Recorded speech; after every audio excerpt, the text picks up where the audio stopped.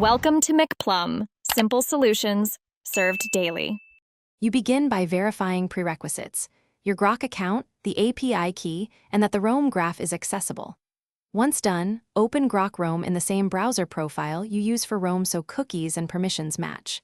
Next, grant Grok clipboard and page access permissions. These let Grok read context and paste outputs. Now take the first actionable step. Select the target Roam page, highlight the block or query you want enhanced, and invoke Grok using the extension icon or keyboard shortcut. You now configure the task. Pick a built-in prompt like summarize, expand, or translate, or craft a custom prompt to shape tone and output structure.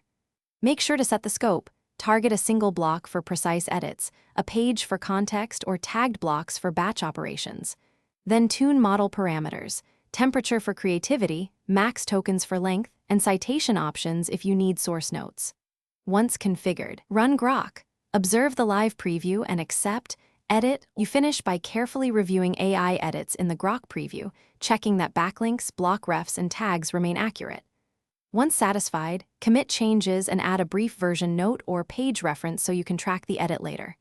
If something looks off, undo the paste, fix the prompt, and rerun on a smaller scope.